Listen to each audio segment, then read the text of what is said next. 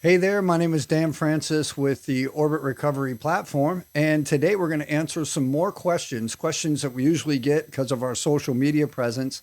And they almost always come as like messengers because they're secret little questions. We don't want anybody to know we're asking this of the platform, and I totally understand that.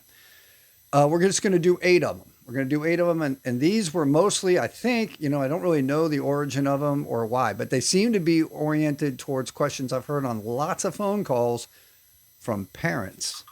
So I want to address, and there, look at that, another one while we're talking. But let's start with question number one because parents have trusted systems before, programs and clinics and experts and talking heads and peers, and still watch this whole thing not work out really good. So the question is, why should I trust Orbit? What makes it different from another platform? And it goes on, says, sounds good, but does it hold, does it hold up in real life like the other ones don't? So we know somebody's really been hurt and hurt not by the system or by the addict, but by expecting something to honestly work like it's Kool-Aid, and you add the Kool-Aid to the drink and you mix it up, and sure enough you get a nice wonderful summertime Kool-Aid drink, right? And it works. It works just like it says it's going to work. And unfortunately, this is a messy spot for recovery. It doesn't exactly go that way. And some of that has to do with the industry fragmentation, that there's almost a manufactured segregation of services and service levels that are all designed within specific care models. And consequently, the deciding factor, because it's so complex, becomes, do we accept your insurance? Not so much, is your person right for what we're doing? And I know there's places that do the if your person is right for what we're doing, but primarily the key ingredient is, do we accept your insurance? And if they do accept your insurance, they're missing something. There's missing a cohesiveness that Orbit brings to the table. Orbit is a support layer. It doesn't replace the treatment, and we wouldn't want to do that. It's a support layer. It's good to remove somebody from their situation for a period of time, maybe not that long a period of time, like 30 days. And when it's all done, Orbit carries that message on through. And I think that's the vital thing. It supports clinicians. You've got a lot of excellent, dedicated professionals out there that would benefit from deep insights to the person trying to recover's behavior, your son, your daughter. And that's what they get. And you've never had that. You can get them too, and they'll be catered to what a parent would need to see, as the clinicians is catered to what the clinician needs to see. So, Orbit doesn't replace IOP or outpatient therapy or peer support. It fills the massive gaps in between those things. And when risk is just sort of creeping up and increases, there's no appointment needed to intervene with that. And that's exactly what Orbit does. It detects that risk and offers passive intervention in an effort to move them back towards human interaction with a clinician. It works perfect that way. That's what its role is. All right, question number, oh, yeah, of course. The payment question, is Orbit just another program we have to pay for? Well, it's not free. And the reason why it's not free is because when we make something like this free, well, then we decided what it's worth. And that's, nothing. And I know from being in that space of recovery and being in the process of recovering myself, that if I don't have any skin in the game, I'm simply not going to do it. So yes, families are financially exhausted. There's no question about it. I know people have spent tens of thousands of dollars, and it's a really serious matter. They've second mortgages their houses and maxed out their credit cards. So, is Orbit just another expense? What if insurance doesn't cover it? Well, part of that is that we priced it very, very low cost, transparent pricing. For everyone to be on the platform, clinicians and parents, employers, courts, of course, the person that's in recovery, it's less than $150 a month for a 12-month payment, less than $150 a month. Nothing else is doing that. And compared to like the cost of relapse, that's nothing. The peace of mind of having deep insights to where that person is at with engagement, that's nothing.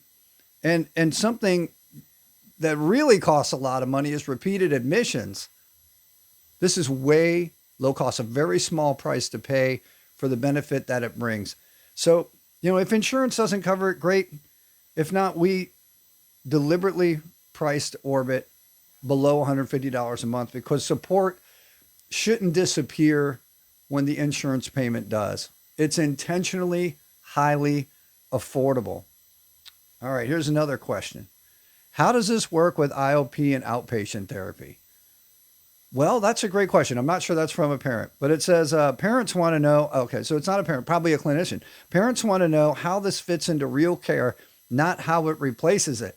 Well, it doesn't replace it, and we wouldn't want it to replace it. There's human compassion is absolutely necessary.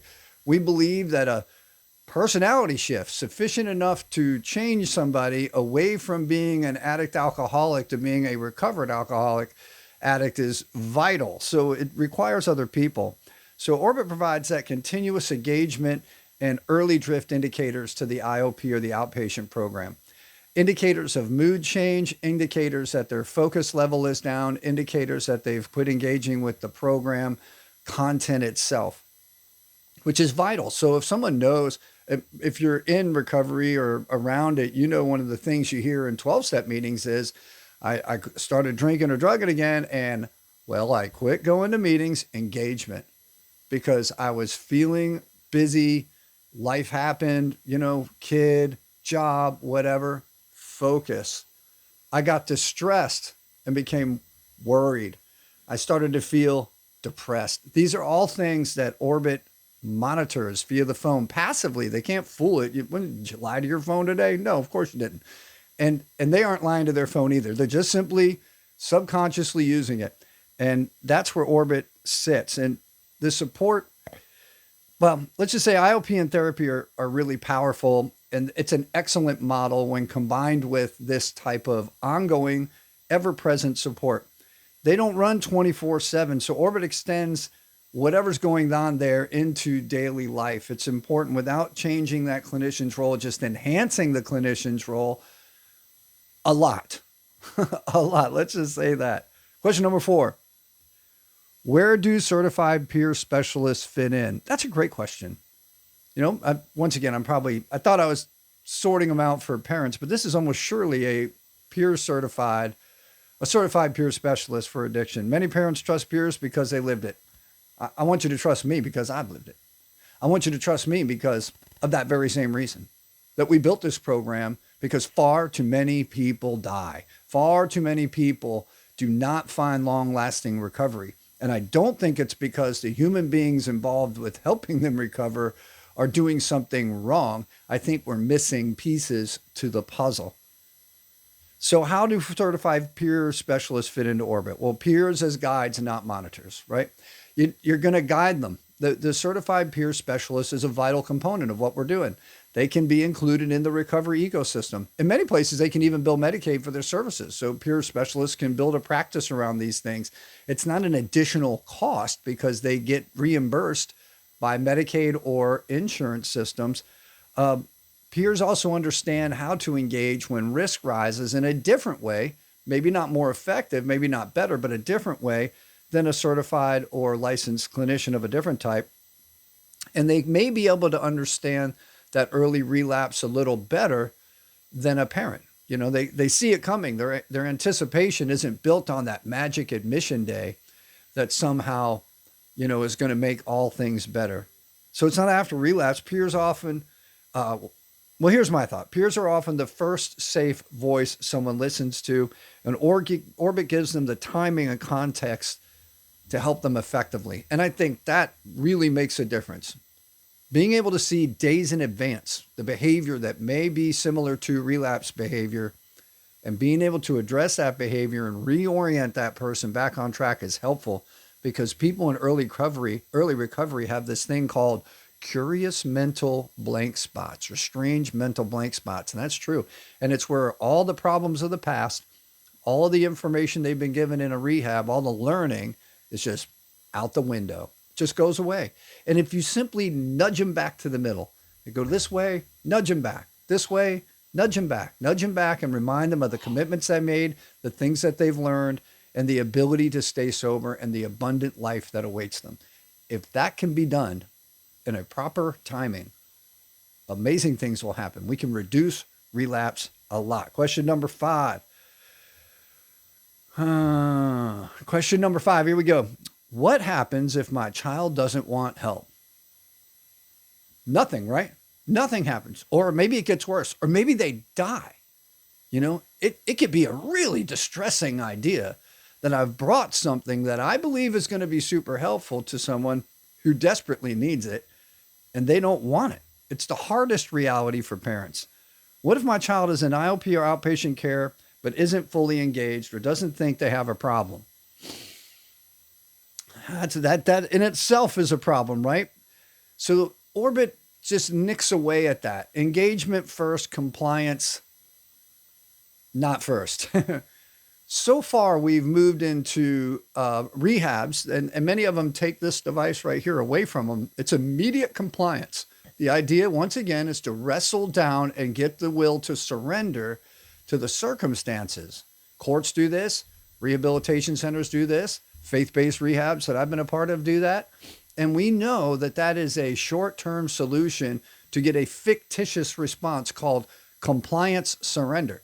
It's not real surrender. They haven't given up. They just recognize that they have to endure something for a period of time to get on with what they're doing. So just engaging them, the Orbit Recovery Program platform ecosystem engages them right here in this device, right where they're at all the time, who you and I are subconsciously thinking about all the time. So once they know they're in the ecosystem, you sort of have their mind all the time, and they'll know they are going to answer these things. So there's an element of compliance, but while they're answering, they're getting a very small bit of great information. Yes, and that's the key ingredient. Behavior and mood signals, not just self-report. Hey, how you doing today, Dan? I'm fine. You know, we can't rely on self-reports all the time. They are inaccurate. They are intentionally deceiving. And if I'm new to recovery, I'm, 8 weeks since I had my last drink. I'm 7 weeks since I last took some sort of opiate, or, probably worse of all of it, I'm just a little ways off of amphetamines. I probably can't give you an accurate self-report. The passivity of this device and the way that it generates the information gives you a super accurate, objective report that you can then match with or assimilate to or compare with the self-report. So when somebody doesn't want help, they're going to be intentionally deceiving because the addict mind wants to get back to what they're doing. And when somebody doesn't want help, those of us that care about them and love them become the toxic people in their life, right? They want to jettison anything that stands in their way. But if they know they can get you off their back simply by being compliant, by engaging the Orbit ecosystem, just answering the questions, Orbit is going to slowly erode away at that resistance. And Orbit support when nobody else wants to support them. It's that ambivalent state. Not going to do it, going to do it. Because somewhere, I'm telling you right now, somewhere in that person's mind, a desperate desire to quit exists. And that ambivalence can be moved. The meter can slowly fall towards success. But it's not going to be some amazing quote or some incredible book or some sermon that does it. It's going to be ideas hitting the brain over a period of time. Orbit is built for people who are uncertain, not just those who are fully motivated. For people that have that uncertainty, not for those that are fully motivated. It's a chance to put it to a test, explore the ideas, as opposed to succumb to the addiction. Number 6. This is a great one because the industry as it stands today is a little mixed, Insurance-based models can make more money if relapse occurs. However, there are conditions on that. And then other places that might be more of a nonprofit model love to kick people out of the program if they relapse. Like, get out of here. If the drinker does what he naturally is inclined to do, has built that instinct, that survival instinct to do, which is drink, if he does that, they suddenly remove the help. Well, I'm not going to argue whether that's okay or not okay. I can tell you that the success rates are unacceptable. And that's why we built Orbit. So when relapse happens, how does Orbit respond, especially when someone is already connected to treatment? Well, they're not discharged. There's no such thing as like an automatic discharge. The AI can detect that, or maybe they have a conversation with the AI and admit it.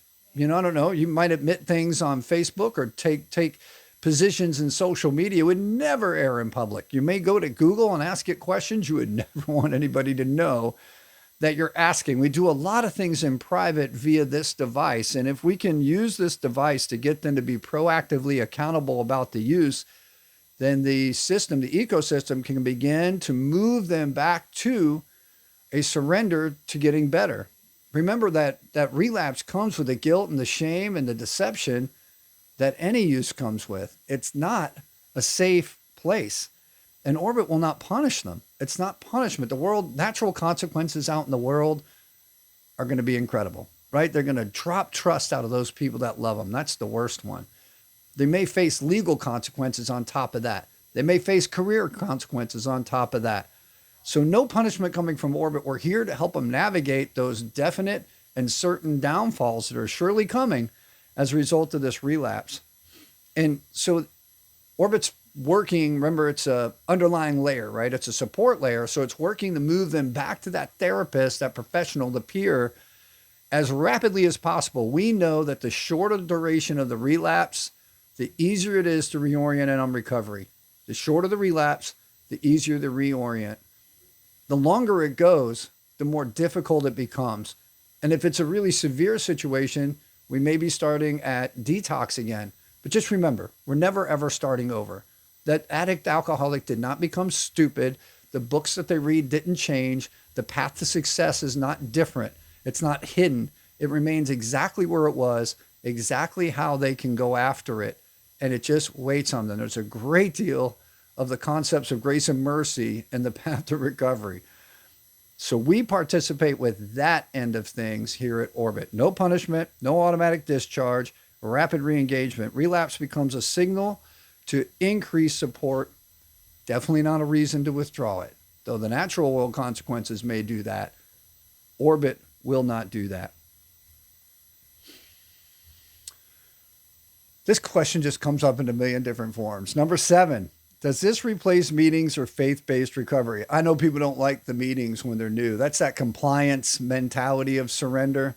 I personally love the meetings. I love going to them. But there was a day I wasn't going back to them.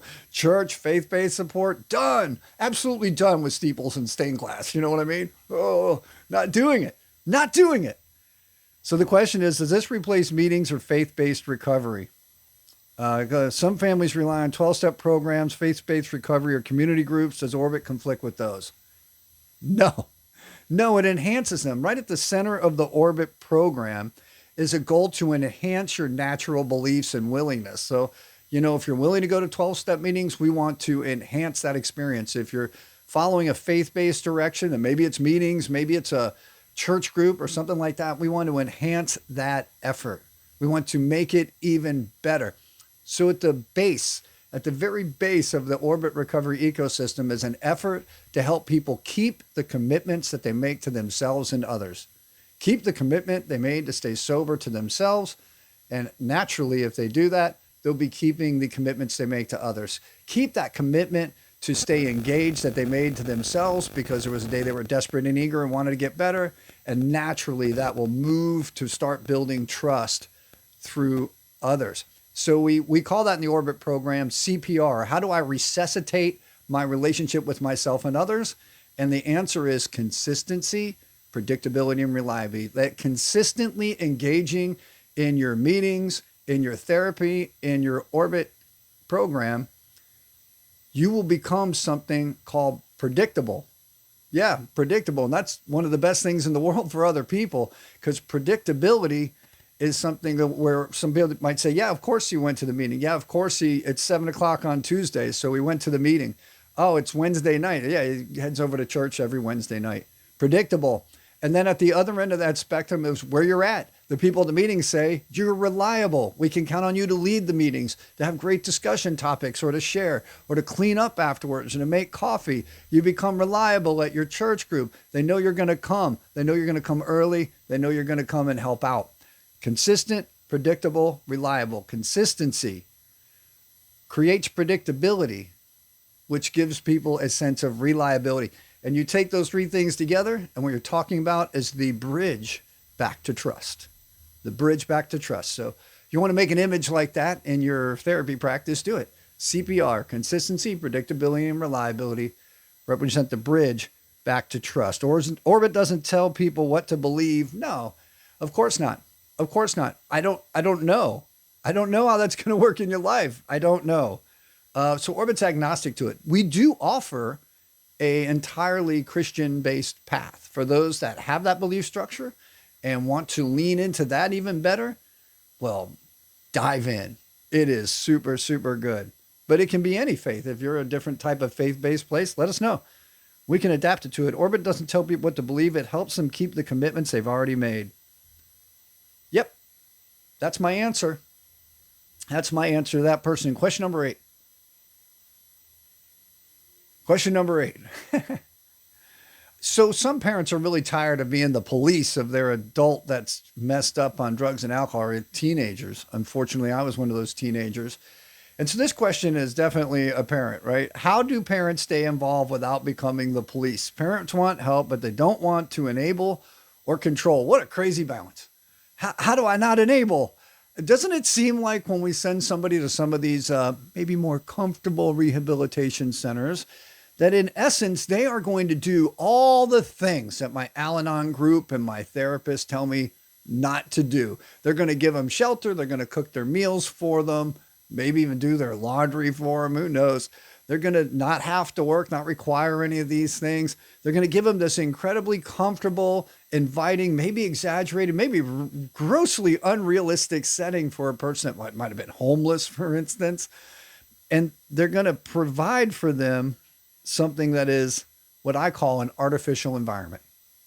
Parents want help, but they don't want to enable or control. They're going to do that too. They're going to control them. They're going to say, be here at this time, be here at that time. So how does Orbit help parents stay appropriately involved? Well, perfect question. Orbit helps people parents stay appropriately involved, friends, employers, everybody that's not a professional has the experience of Orbit as well. Parents are supporters, not monitors. So we're going to help you roll with it too. You've got Orbi also. You have a program too if you want it. All you got to do is engage in the tools that Orbit provides, and you'll have answers that you couldn't have thought of on your own. That I think they're lying, or I think they're using. You're going to get answers and how to address it. It's going to coach you along. If you're in therapy, it can enhance that therapy a great deal by bringing back those therapeutic ideas during that super stressful time. It'll help you create real boundaries, clear boundaries, not fake ones, not fake boundaries. Fake boundaries are the ones that someone told you to create, but they don't exactly match the situation. You know, the faith thing would be guard your heart, right? There's this idea in there that is a boundary, but it's real because you can actually maintain it day in and day out. It's principle-based and not circumstance-based. So important. And we're going to reduce fear through visibility and communication of that relapse, that they're not doing what they're supposed to do, and give you options on how you can gently encourage them to do the right thing. Parents should not have to choose between or be presented with this idea that there's love and there's boundaries, that there's enabling and not enabling. It is not a clear issue. It is a tremendous gray area. And Orbit has space to help you figure out where that middle point is. Orbit helps create the space for both love and boundaries and critical thinking in times where the black and white ideas, the A's and B's, the dichometric problem can be settled in a soul-satisfying way. I'm not saying it'll make you happy. I'm not saying it'll be easy. I'm saying that you will be confident you made the right decision. And I think that peace of mind is worth a lot. So here's a bonus one. As we were going through it, my eyes kept ending up on it. Why add Orbit at all? Why do this? If a parent's already using IOP therapy, peers, and meetings, why Orbit? Why do this? Continuity. Continuity. Continuity. Early awareness. Predicting relapse and intervening before it happens is far more valuable than discovering it happened and trying to do something afterwards. Early awareness.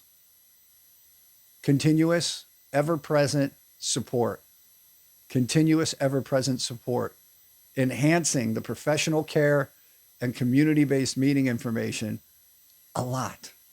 If you could amplify that a lot, why wouldn't you do it? If you could turn up the possibility of success, why wouldn't you do it? If you can reduce the pain and suffering, loss of trust more, why would you not want to do that? That's the real question there that everybody has to ask themselves that is not a part of the Orbit program. Why would you not do that? Engage the Orbit recovery platform and definitely do that, because most relapses simply do not happen during treatment hours. Very few people show up at a professional care appointment and say, I'm going to smoke this joint right here. Trust me, I know addicts. I know somebody's done that. They've been so angry at the whole thing and felt forced into it. They just want to make sure that they're cut free from it. I've showed up at court dates, haven't had a few drinks so I could chill out. I completely understand that people do that. The vast majority of people that are serious about recovery have those curious mental blank spots, and they fall off right in the middle, maybe just hours after, feeling very confident in the recovery process. Most relapses don't happen during therapeutic timeframes. They happen during the rest of life. Don't you want the support to be there? That's why you want Orbit. So here are my closing ideas. Parents don't need another promise. That's for sure. They need support that stays when things get quiet or risky. They need a little bit of confidence that they're being told the truth. They need deeper insights in their own child so that they can see the person that they already know. They may be able to reimagine the dreams that they have for them. And to recognize that the conversation doesn't replace professional care. We're not trying to change the industry. We're trying to take that industry out of the medieval times and bring it into the technological times so it can be greatly enhanced. There's not been a single major innovation in the treatment industry in decades.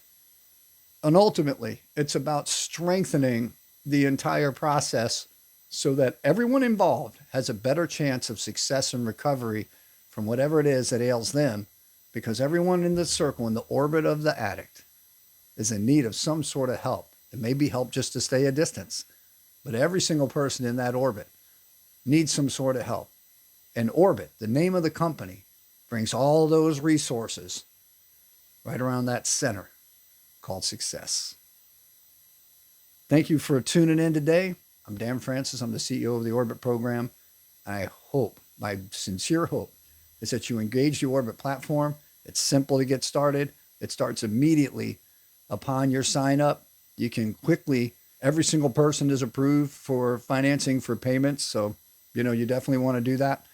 And we can get started like right now. Go to recoveryecosystem.ai, recoveryecosystem.ai, and start right now. And right there, if your therapist doesn't already have a practice registered in the Orbit recovery ecosystem, you can simply invite them. Just send them an email. Super, super, super easy to walk you right through it. We look forward to working with you. Do engage this. It's the very best money you can spend for success.